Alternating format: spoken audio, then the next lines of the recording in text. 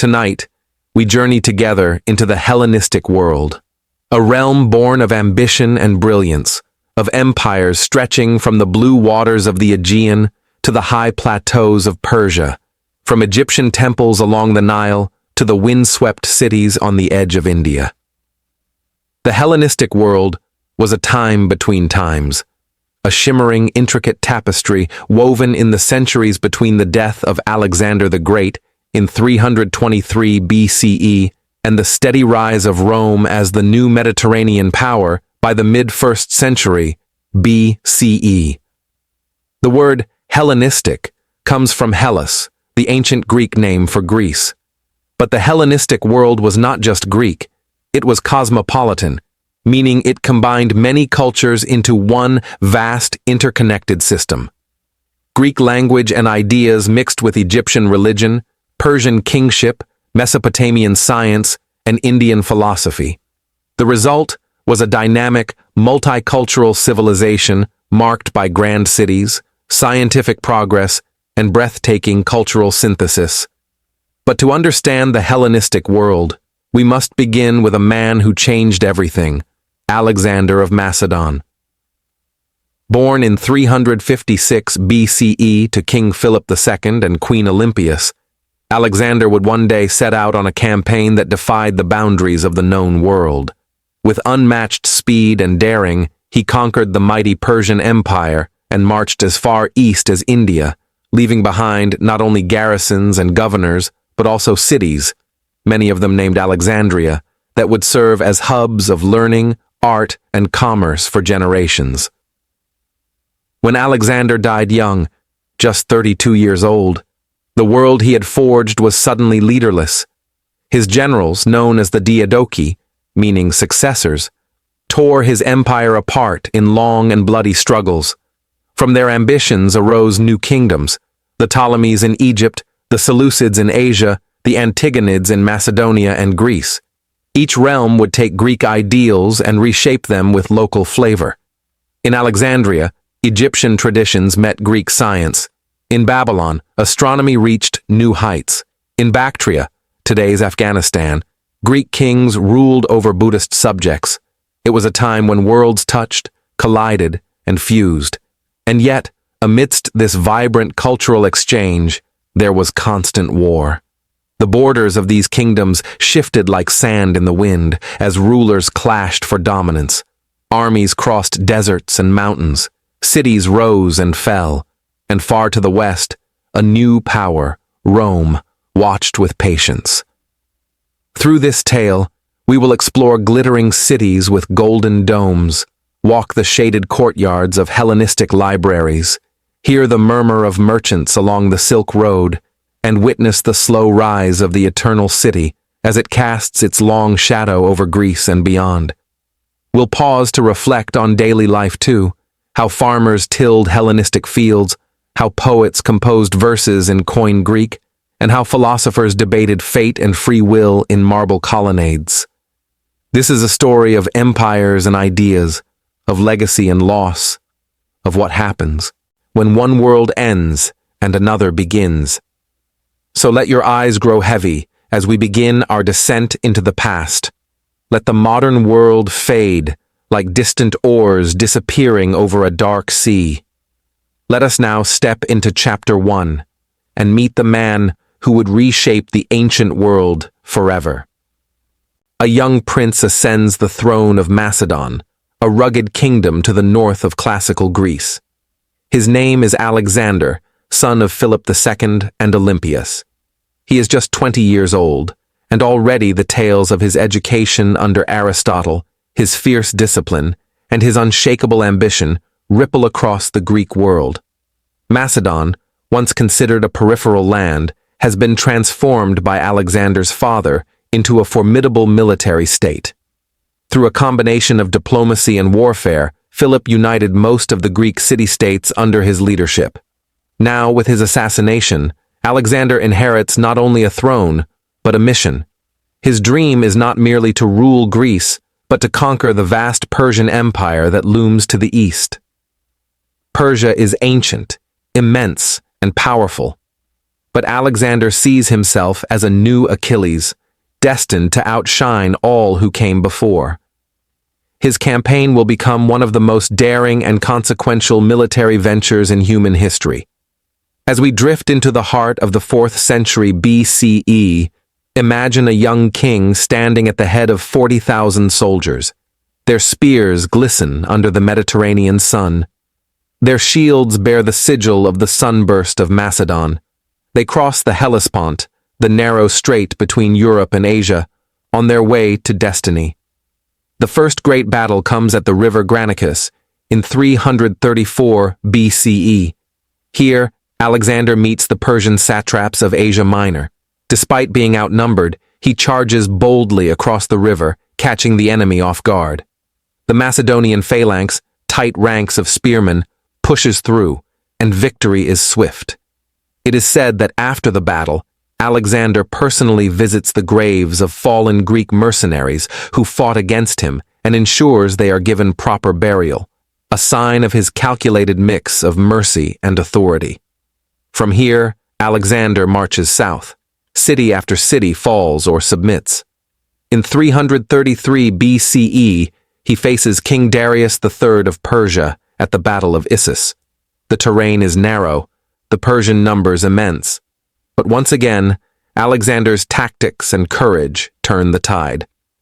During the battle, he personally leads the charge against Darius's position. The Persian king flees the field, abandoning his family and royal treasure. Alexander treats the royal women with dignity, furthering his reputation as a noble conqueror. With Asia Minor secured, Alexander moves toward Egypt. Along the coast of Phoenicia, he lays siege to the island city of Tyre, a stronghold thought impossible to take. For 7 grueling months, his engineers construct a causeway across the sea, building a land bridge stone by stone. Eventually, his forces breach the walls, and Tyre falls. It is a brutal lesson in the lengths Alexander will go to achieve his aims. In 332 BCE, he enters Egypt as a liberator from Persian rule. The Egyptians welcome him, and in the delta, he founds a city, Alexandria. This will become one of the most important cultural centers of the ancient world. It is a place where Greek and Egyptian traditions blend, where temples rise beside libraries, and where philosophy and science flourish. While in Egypt, Alexander makes a journey into the desert to the Oracle of Amun at Siwa Oasis. It is a mystical moment. There, the priests proclaim him the son of Zeus Ammon. Whether Alexander believes this, or merely uses it to bolster his legitimacy, is uncertain, but the idea that he is a god among men begins to take root. In 331 BCE, he turns his eyes east again. At the Battle of Gaugamela, near modern-day Iraq, Alexander meets Darius for the final time. The Persian army may have numbered over 100,000, but Alexander's strategy is flawless. He feints left, then punches through the Persian center. Darius flees once more, and his empire begins to unravel. Babylon opens its gates to Alexander, then Susa, then Persepolis, the ceremonial capital of Persia. There, Alexander enters the great palace of Xerxes and hosts a feast. Some say he burns the palace down in a drunken revel. Others claim it was symbolic, a cleansing fire to mark the end of Persian dominance. But Alexander is not done. He pushes further east into the mountains of modern-day Iran and Afghanistan. The terrain grows harsher, the resistance more stubborn. Here, he faces guerrilla warfare and betrayal. He marries Roxana, a local noblewoman, in a gesture of unity. Slowly, his army grows weary. They have marched for years and thousands of miles. They begin to wonder, what is the end of this conquest? Yet Alexander presses on. In 327 BCE, he crosses into India. At the river Hydaspes, he meets the Indian king Porus. Elephants thunder across the battlefield. The clash is intense and unfamiliar, but Alexander wins again, impressed by Porus's valor. Rather than depose him, Alexander makes him an ally, showing his continued strategy of inclusion. But here, his troops finally mutiny. Exhausted and homesick, they refuse to go further east. Alexander relents and turns back, sailing down the Indus River, then marching west across the Gedrosian desert. The journey is brutal. Thousands die from thirst and exposure. It is one of the costliest parts of his campaign. In 324 BCE, Alexander returns to Susa and begins reorganizing his empire. He encourages intermarriage between Greeks and Persians, adopts some Persian customs, and envisions a united elite across east and west. But his Macedonian officers resist. Tensions rise. Alexander is no longer just their general. He is transforming into something more foreign, more imperial. In 323 BCE, in the city of Babylon, Alexander falls ill. After days of fever, he dies. He is 32 years old. His empire stretches from Greece to India, yet he leaves no clear heir. The world he created, fueled by conquest and vision, now splinters into chaos. His body, preserved in honey and placed in a golden sarcophagus, will journey to Egypt. His name will echo through time, and the age that follows will bear the marks of both his triumph and his absence. As we rest, now the clamor of battle fades. The cities he built shine like stars across the ancient landscape, and in the stillness, we prepare to explore what came after the man, the world left behind. Alexander is gone. The mighty empire he forged in a single decade now hangs in the balance. There is no clear successor. His half-brother, Philip Aridaeus, is mentally unfit to rule. His wife, Roxana, is pregnant with a child, one who may never live to claim the throne. And so begins a new chapter in this unfolding tale, the wars of the Diadochi, or successors. The Diadochi are Alexander's most powerful generals, administrators, and companions. Once bound by loyalty to their king, they now become rivals, each seeking to carve out a portion of the empire for themselves. These wars, stretching for over 4 decades, will shape the political map of the Hellenistic world. At first, there is an effort to hold the empire together. In Babylon, a council of generals agrees to appoint 2 rulers, Philip Aridaeus and Alexander's infant son, Alexander IV, as joint kings. But in reality, power rests with the regents and satraps, Perdiccas, Antipater, Seleucus, Ptolemy, Antigonus, Lysimachus, and Cassander. Perdiccas, named regent, attempts to keep the empire intact, but Ptolemy, governor of Egypt, defies him by seizing Alexander's body and bringing it to Memphis. The symbolic theft of the king's remains is a bold statement. Ptolemy is declaring Egypt as his domain. Perdiccas marches south to challenge him, but is assassinated by his own troops before reaching Egypt. The unity of the empire dissolves. From here, the wars multiply. Cassander takes control of Macedon and Greece, asserting his dominance over the European heartland. Lysimachus rules in Thrace, along the rugged shores of the Black Sea. Seleucus, a shrewd and calculating general, will rise to power in the vast eastern territories, founding the Seleucid Empire. And Ptolemy, secure in Egypt, begins constructing a dynasty that will last for centuries. But the most ambitious of them all is Antigonus Monophthalmus, Antigonus the One-Eyed.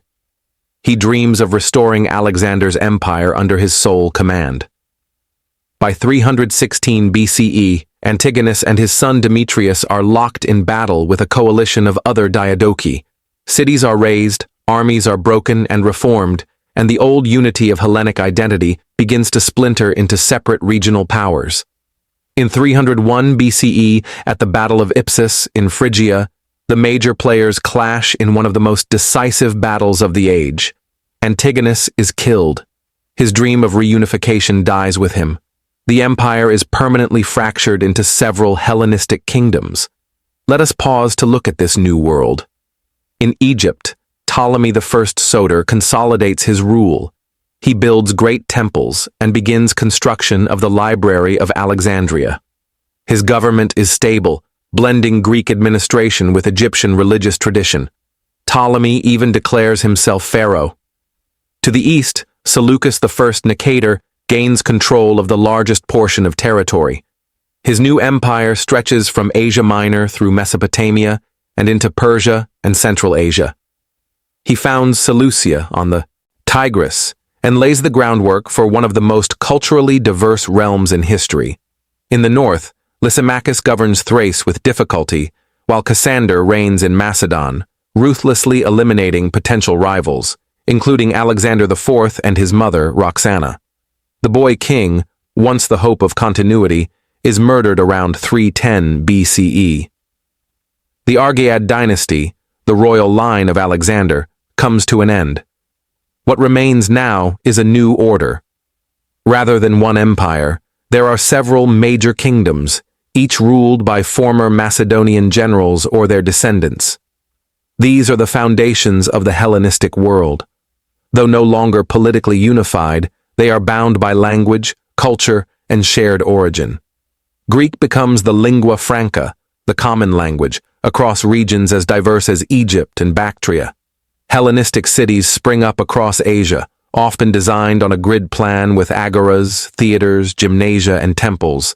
The urban model of the polis continues, but now under the control of kings rather than citizen assemblies. Each ruler seeks legitimacy not just through war, but through image. Statues of Alexander are raised in public squares. Coins bear the likeness of gods with the faces of living monarchs. Dynasties craft elaborate genealogies linking themselves to heroes and deities. Demetrius, son of Antigonids, gains the title Poliorcetes, the besieger of cities, after his military exploits. He storms Athens and liberates it from Cassander's grip, earning fleeting adoration. But like many of the Diadochi, his power is short-lived. In the end, he is captured and dies in captivity. The Diadochi wars continue in cycles: conflict, alliance, betrayal, and brief peace. Territories are won and lost. Borders shift like tides. But gradually, a pattern emerges.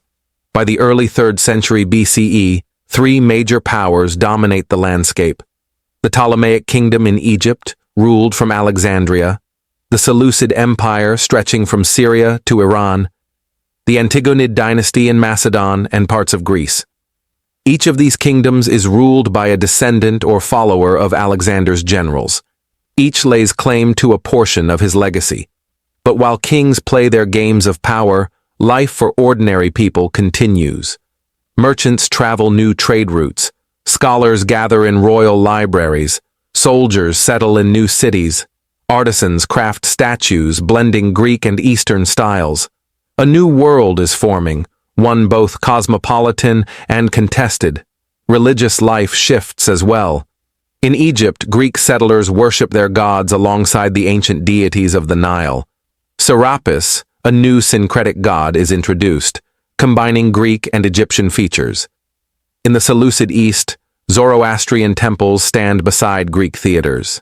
In the Greek cities, cults emerge honoring Alexander himself.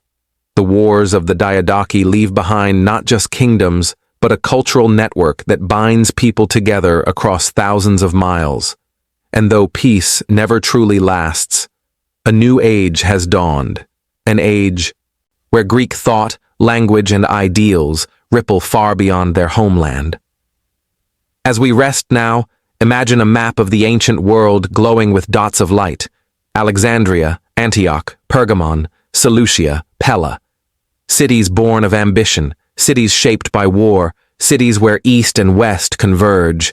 The sound of battle fades into silence, the voices of kings echo into memory. And as night deepens, we float onward, into a world no longer ruled by generals, but shaped by people living within these new Hellenistic lands. As the dust of battle settles and the borders of the Hellenistic kingdoms begin to stabilize, we turn our gaze from kings and conquests to the world they left behind, a world bustling with ideas, innovation, and everyday life. This is the Hellenistic age at its most human. From the bustling streets of Alexandria to the inland cities of Asia Minor, from the banks of the Nile to the dusty towns of the eastern satrapies, Hellenistic civilization is alive with exchange and transformation. Let us begin with the city, polis in Greek. But unlike the classical polis, rooted in democracy and civic participation, the Hellenistic city is different. It is often founded or reshaped by royal decree. Kings now fund public works, temples, and gymnasia. In exchange, they receive loyalty, tribute, and symbolic honors, like statues, processions, or even divine titles. The cities are diverse, dotted with Greek settlers, local populations, artisans, scribes, and soldiers. Greek becomes the shared language. Koine Greek, meaning common, a simpler, more accessible version of classical Greek, used for administration, trade, and literature. It connects people from different backgrounds, acting as a linguistic thread across empires. In Alexandria, founded by Alexander himself and expanded by the Ptolemies, life flourishes. The city boasts a lighthouse, Pharos, one of the 7 wonders of the ancient world. It rises over 100 meters above the harbor, guiding ships from far-off lands into the great port. Not far from the lighthouse stands the Library of Alexandria. It is said to contain hundreds of thousands of scrolls, collected, copied, and translated from across the known world. Here, scholars work under royal patronage, seeking to categorize all human knowledge. Mathematics, astronomy, medicine, philosophy, poetry, it all flows through these quiet halls. Think of Eratosthenes, the librarian who calculates the circumference of the earth using the shadows of the sun, or Archimedes experimenting with levers and buoyancy, or Herophilos performing anatomical dissections in the pursuit of medical knowledge. In these moments, the Hellenistic world glows with intellectual light. Yet culture is not confined to Alexandria. In Pergamon, in Asia Minor, another great library rises. When the Ptolemies block the export of papyrus, Pergamon invents a new writing material, parchment made from treated animal skin. From competition, innovation blooms. In the agora, the public square, people gather to trade goods and news. Greek merchants sell oil, wine, and pottery. Eastern traders bring spices, textiles, and rare gems. Philosophers preach to small crowds beneath colonnades. Musicians play soft melodies on the aulos, a double-reed flute. The scent of roasted lamb drifts from open-air stalls. Daily life is a blend of old and new. Greek settlers bring their customs, but gradually adopt local traditions. They may worship Zeus in temples shaped like Mesopotamian ziggurats. Egyptian priests learn Greek to converse with new rulers. Festivals now honor both Greek gods and native deities. The syncretic blending of faiths becomes a hallmark of the age. The arts flourish. Sculpture evolves from the idealized forms of classical Greece into more emotional, dynamic expressions. Statues now show old women, laughing satyrs, playful children, and weary athletes. Emotion, movement, and realism take center stage. In literature, poets like Theocritus compose idyls, pastoral scenes of shepherds and nymphs. Menander, the playwright, crafts comedies that focus on domestic life, love, and mistaken identity. The drama of the gods gives way to the humor of everyday people. Philosophy adapts to the needs of a more uncertain world. In classical Athens, philosophy had been political. Plato, Aristotle, they had designed systems for governing cities. But in the Hellenistic age, empires are too vast and cities too diverse. Philosophy becomes more personal. The Stoics, founded by Zeno of Citium, teach that virtue is the only true good and that we must live in harmony with nature and reason. Their goal is apatheia, freedom from destructive emotions. The world may be chaotic, but the wise remain unshaken. The Epicureans, led by Epicurus, find peace in simplicity. They believe that pleasure, not indulgence but the absence of pain, is the highest good. A quiet garden, loyal friends, a modest life. These bring true happiness. And then there are the skeptics, who question whether anything can be truly known. Rather than seek certainty, they find peace in withholding judgment. These philosophies spread through cities and towns. Lectures are given in gymnasia, dialogues are copied into books, and individuals incorporate these teachings into their lives, guiding them through joy and sorrow alike. Religion, too, transforms. While traditional Greek polytheism continues, the age also witnesses the growth of mystery cults, secretive religious groups promising personal salvation and rebirth. The cult of Dionysus, of Isis, of Serapis, all invite individuals into closer, more emotional relationships with the divine. In the eastern regions of the Seleucid Empire, we even see interaction with Zoroastrianism and early Buddhist thought. The encounter of East and West is not only political, it is spiritual. And yet, for all its beauty, the Hellenistic world is not without its challenges. There is inequality. The ruling elite, often Greek or Macedonian, hold power over local populations. In some regions, resentment simmers beneath the surface. Taxes can be heavy, and royal court intrigues abound. Piracy threatens coastal cities. Bandits roam the countryside, and as kingdoms rise, they also fall into periods of crisis. Earthquakes, succession wars, and shifting alliances constantly reshape the map. Still, for many, life moves in steady rhythm. A farmer in the Nile Delta tends to his fields with the help of ancient irrigation canals. A teacher in Antioch reads Homer aloud to a classroom of young boys. A ship captain steers his vessel across the Aegean, filled with olive oil destined for the Levant. A weaver in Bactria dyes her cloth with indigo, unaware her designs resemble those from far-off Greece. This is the miracle of the Hellenistic world, a web of connection. A Macedonian king rules in Syria. A Greek sculptor trains students in Egypt. A Jewish scholar in Alexandria translates the Hebrew Bible into Greek, the Septuagint, a bridge between faiths and languages. The boundaries between cultures blur, and through it all, the memory of Alexander lingers. Statues of the young conqueror stand in city centers. His name appears on coins and in epic poetry. He becomes more than a man. He becomes myth, a symbol of ambition and unity. But as we drift further into this golden age, a quiet presence begins to stir in the West. Rome, a republic of farmers, soldiers, and senators. Still young, but rising.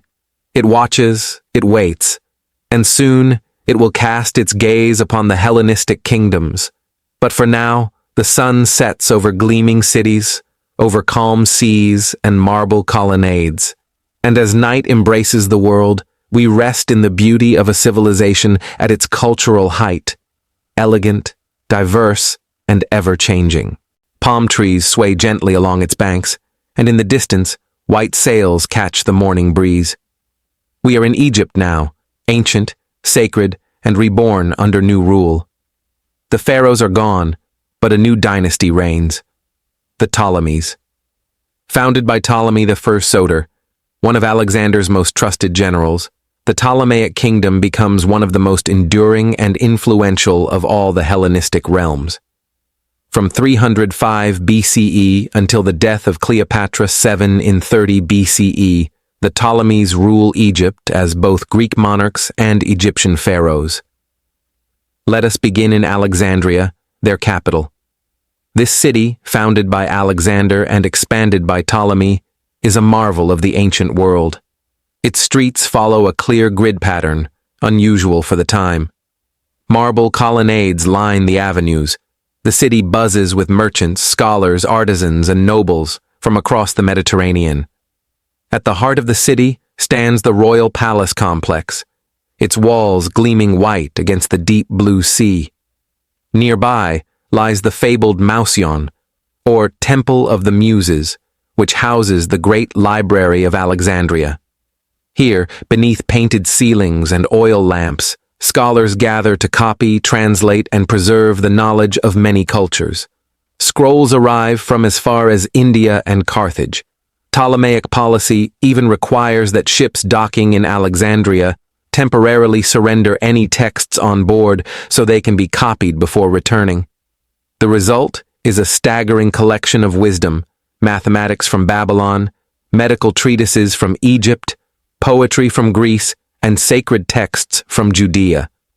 It is in Alexandria that the Hebrew Bible is first translated into Greek, creating the Septuagint, a foundational text for Jewish communities across the Hellenistic world. Just off the coast stands the Pharos of Alexandria, the towering lighthouse that will become one of the 7 wonders of the ancient world. It guides ships into the harbor with polished bronze mirrors and open flame, reaching perhaps 350 feet into the sky. Its engineering astonishes ancient travelers and signals the city's grandeur to all who approach. Yet the Ptolemies are not merely builders and patrons of learning. They are rulers, and their rule is complex. Ptolemy I declares himself king in 305 BCE, distancing his authority from the failing unity of Alexander's former empire. He embraces Egyptian symbols of kingship, appearing in temples with traditional regalia, crook and flail, false beard and headdress. He is presented not just as a Greek basileus, king, but as a divine pharaoh, son of Ra, chosen by the gods. This dual identity becomes central to Ptolemaic rule. Temples across the Nile are restored and expanded. Hieroglyphic inscriptions praise the new rulers for preserving Ma'at, the divine order of the world.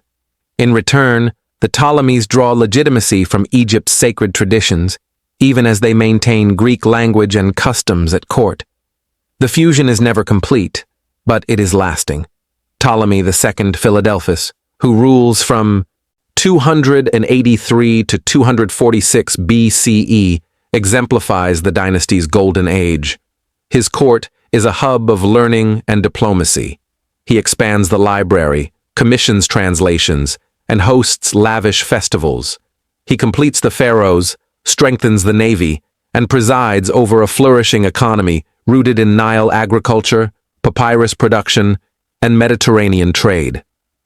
Under his rule, Alexandria becomes the cultural heart of the Hellenistic world. But the Ptolemies are not immune to intrigue. Royal succession is often contested. Siblings marry to keep power within the family, a practice borrowed from Egyptian pharaonic tradition. The result is a tangled web of alliances, rivalries, and betrayals. Poisonings, exiles, and assassinations plague the court. Yet the dynasty endures, partly through pragmatism and partly through spectacle. The Ptolemies understand the power of ceremony. They sponsor elaborate processions through Alexandria, with gilded chariots, ivory statues, exotic animals, and clouds of incense. They commission great temples, like the Temple of Horus at Edfu, with scenes of the king smiting enemies and honoring the gods. These spectacles serve a political purpose: to inspire awe, secure loyalty, and present the king or queen as the protector of divine harmony. The economy, too, is tightly managed. Egypt's wealth lies in the predictability of the Nile flood. With proper irrigation and taxation, it can feed millions. The Ptolemies implement detailed surveys, tax reforms, and state monopolies on key goods like oil, papyrus, and grain.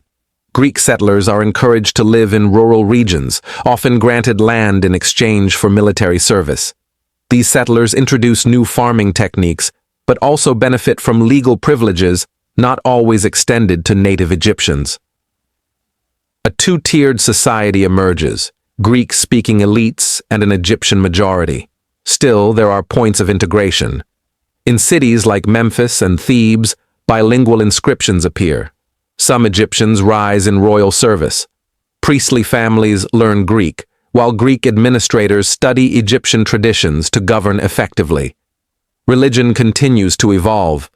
A new god, Serapis, is introduced by Ptolemy I, designed to appeal to both Greeks and Egyptians. Serapis combines elements of Osiris and Apis with the Greek gods Zeus and Hades. His cult grows rapidly, centered in Alexandria, and spreads throughout the Mediterranean.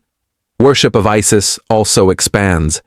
She becomes a universal mother goddess, her temples appearing as far west as Italy and as far east as Syria. Her image, often holding the infant Horus, will later echo in Christian iconography. Art and science remain vibrant. In Alexandria, physicians experiment with surgery and pharmacology. Astronomers like Aristarchus propose heliocentric theories. Poets write refined verses in elegant Greek. Painters use perspective and light to add depth to their images. Sculptors create lifelike portraits of rulers and gods. And then, as always in history, comes change. In the later 2nd century BCE, internal conflict weakens the dynasty. Revolts break out in Upper Egypt. Foreign powers grow bolder. The Seleucid Empire challenges Egyptian control in the Levant. Rome begins to intervene diplomatically, then militarily. By the time we reach Cleopatra VII, the last of the Ptolemies, the kingdom is still rich and cultured, but politically fragile. Cleopatra is a gifted linguist, speaking Egyptian fluently, the first of her line to do so. She is brilliant, charismatic, and determined to preserve Egypt's independence. Her relationships with Julius Caesar and later Mark Antony are part of a larger strategy to safeguard her realm. But in 30 BCE, after the defeat of Antony and Cleopatra at the Battle of Actium, Rome takes control. Egypt becomes a Roman province. Cleopatra's death marks the end of both her dynasty and the Hellenistic age, and yet, the legacy of the Ptolemies endures. Their monuments still rise from desert sands. Their city, Alexandria, remains a beacon of learning. Their attempt to bridge cultures, Greek and Egyptian, East and West, continues to inspire. As we drift gently down the Nile once more, past temple pylons and lotus ponds, the echo of history surrounds us. The wind rustles through palm fronds. The stars reflect on the water's surface. The grandeur of the Ptolemies remains not just in stone and scrolls, but in the dreams of unity they once dared to dream. Now we leave the familiar waters of the Mediterranean and venture deep into the lands once ruled by the Achaemenid kings. Here, vast plains stretch beneath endless skies. Rivers like the Tigris and the Euphrates carve their way through ancient cities. Caravan routes wind through deserts and mountain passes. This is the domain of the Seleucid Empire, the largest of the Hellenistic kingdoms and the most geographically diverse.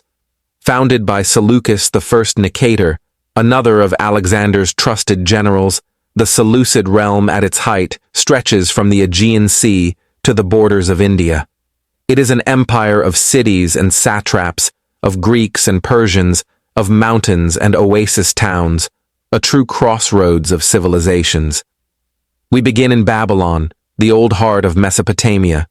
When Seleucus takes control of the eastern provinces, he chooses to rule not from Babylon, but from a newly founded city, Seleucia on the Tigris. This becomes the capital of the empire, a symbol of the new order with wide avenues, Greek-style theaters, and bustling markets.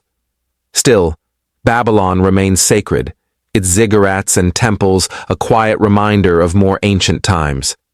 Seleucus is a skilled statesman. He wins loyalty from both Greeks and locals, issuing coinage with his image in the guise of Apollo or Zeus. He marries a Persian noblewoman to cement alliances and encourages Greek veterans to settle in distant garrisons. These settlements form a chain of Hellenistic cities linking west to east: Antioch, Ecbatana, Susa, Ai-Khanoum, and even Taxila in India. Many of these cities bear his name or that of his son, Antiochus. They serve as outposts of Greek culture in lands long ruled by Persian, Median, or Indian kings. Let us wander through one of them, Ai-Khanoum, on the banks of the Oxus River in present-day Afghanistan. The layout is unmistakably Greek, a gymnasium, a theater, Corinthian columns, all set against a backdrop of Central Asian cliffs.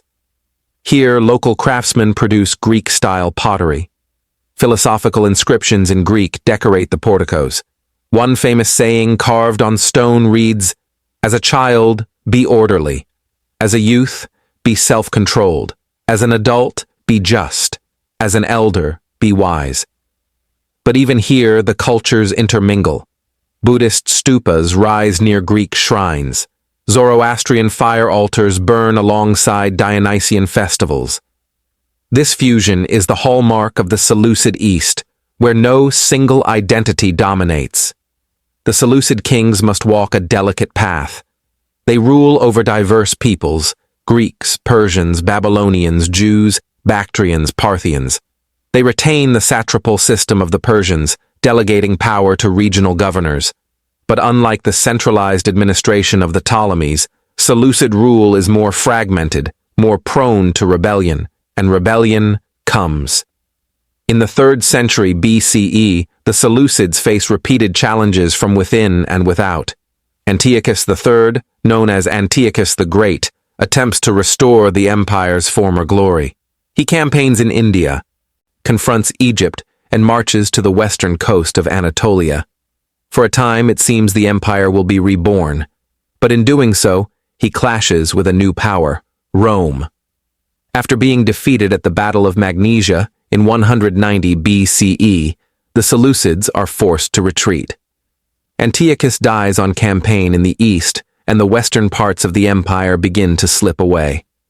Back in the eastern provinces, things are changing too.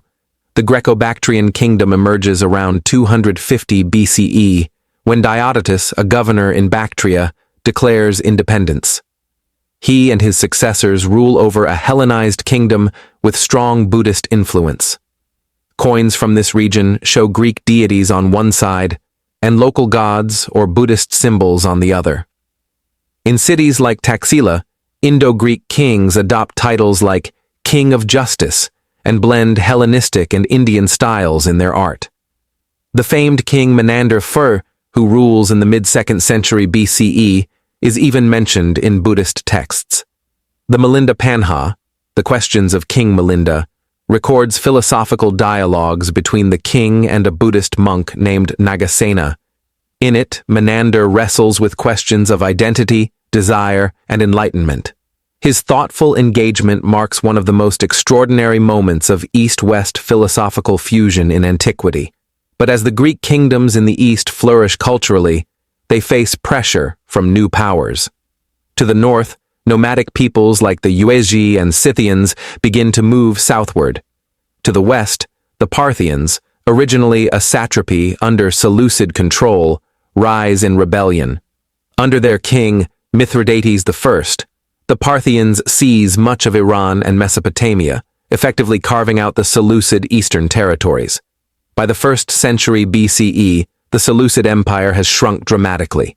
Its borders contract, its cities fall into disrepair, and its royal court becomes a battleground for rival claimants. In 64 BCE, the Roman general Pompey the Great arrives in Syria. He absorbs the last remnants of the Seleucid state into the Roman Republic, marking the end of the dynasty. And yet, the echoes of the Seleucid world remain. The cities they founded continue to thrive under new rulers. Greek language and art persist in Central Asia for centuries. Zoroastrian priests, Buddhist monks, Jewish scribes, and Greek philosophers all pass through the crossroads created by Seleucid ambition. Let us take a moment to reflect on a traveler in this vast world. A merchant, perhaps, journeying from Antioch to India. He speaks Greek, wears local robes, and carries amphorae filled with wine, jars of saffron, rolls of silk, and scrolls of Aesop's fables. In bustling caravanserais, he trades with Parthians, Bactrians, and Kushans. His world is not bound by borders. It is a web of roads and relationships. Or picture a child growing up in Ai Khanum. She studies Homer, learns arithmetic on wax tablets, and lights lamps at both Greek and local shrines. She does not know that one day her city will be abandoned, swallowed by sand and memory. But in her moment, she lives at the vibrant edge of empire, where ideas flow as freely as rivers. The Seleucid legacy is not merely political, it is cultural, linguistic, spiritual.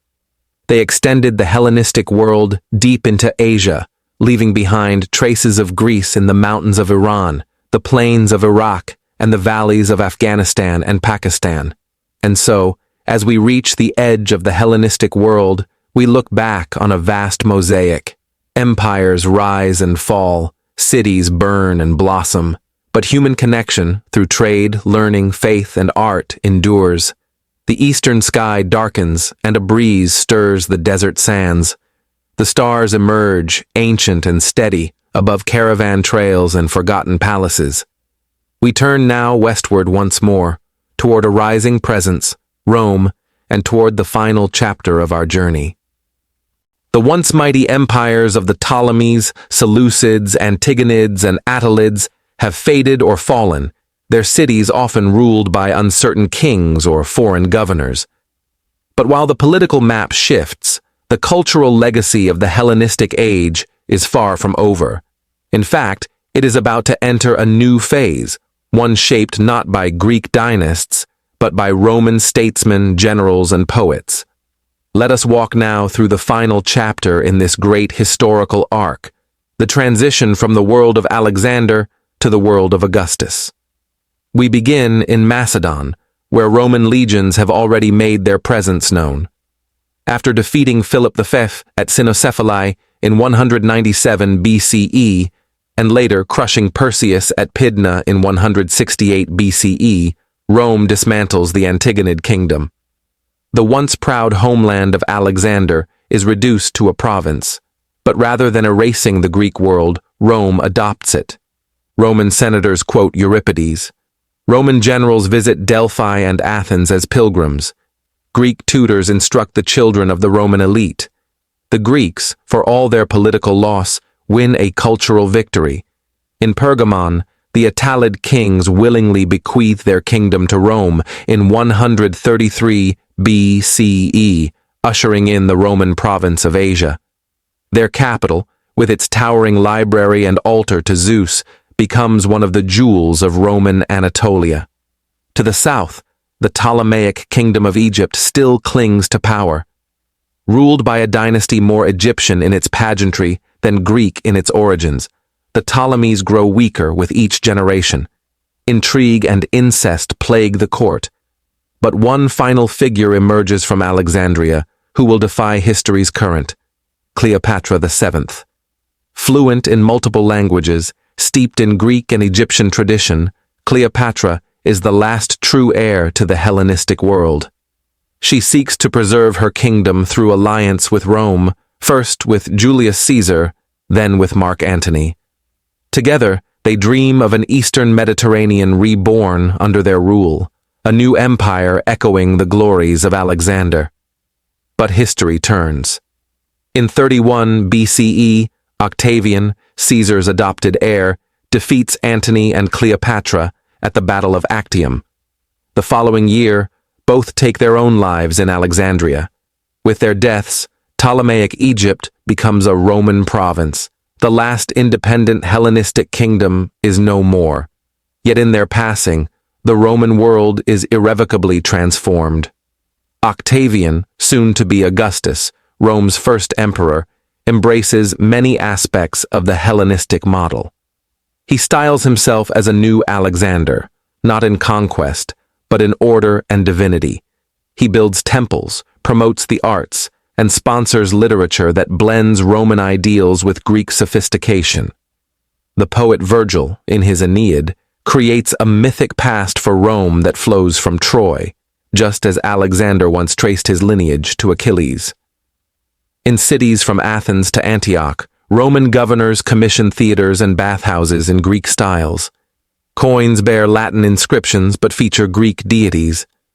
The Greco-Roman world is born, a fusion of institutions, philosophies, and aesthetics that will dominate the Mediterranean for centuries to come.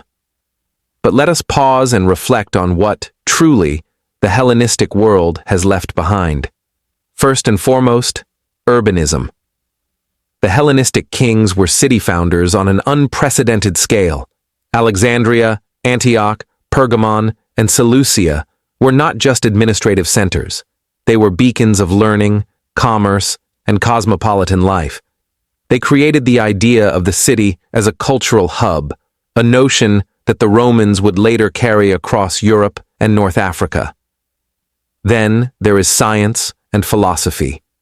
In the Museum of Alexandria, scholars charted the heavens, dissected the human body, and compiled histories of all known peoples. In Rhodes, Stoic philosophers taught ethics and resilience. In Athens, the schools of Plato and Aristotle lived on, drawing students from as far as Hispania and Armenia. Greek thought became the backbone of Roman education, and later, the foundations of Islamic, Jewish, and Christian philosophy. There is also art and architecture. The Hellenistic period saw new expressions of realism, emotion, and dynamism in sculpture. The Laocoon group, the Winged Victory of Samothrace, the Dying Gaul. These works would inspire Michelangelo, Bernini, and countless artists of the Renaissance and beyond. Religion, too, underwent transformation. As Greek and Eastern deities met, syncretic faiths emerged. Serapis in Egypt, Mithras in Persia, Isis across the Mediterranean. These gods crossed borders and appealed to diverse peoples, paving the way for new religious movements that would define the late antique world. And finally, there is language. Koine Greek, the simplified, widespread dialect born during this time, becomes the lingua franca of the Eastern Roman Empire. It is the language of diplomacy, trade, philosophy, and eventually the Christian New Testament. Wherever Roman law is read aloud, Greek is spoken beside it. In this way, the Hellenistic world does not end, it evolves. Though its kings are gone, its spirit lives on in the marble forums of Rome, in the columns of Corinthian temples, in the syllables of gospel writers and philosophers alike. We close now where we began, with Alexander. His empire did not last. His generals fought over his body, and his dream of unity fractured into many parts. Yet the cultural world he unleashed, of blending and bridging, of inquiry and imagination, survived long after him. When Augustus looks to the east, he sees not just territories, but ideas. When the Apostle Paul walks the roads of Asia Minor, he speaks not only to Romans and Jews, but to Greeks, whose ancestors followed the stars and debated virtue beneath porticos. The Hellenistic world becomes the connective tissue between past and future, between the glory of Greece and the grandeur of Rome. And so, as we close this chapter and drift into sleep, let the names linger. Alexandria, Antioch, Pergamon, Babylon, Athens, and Rome. Cities of marble and myth, cradles of thought and ambition, echoes of laughter, debate, and prayer. Let the waves of history wash gently over you. Let the stars of the ancient world light your dreams. Good night.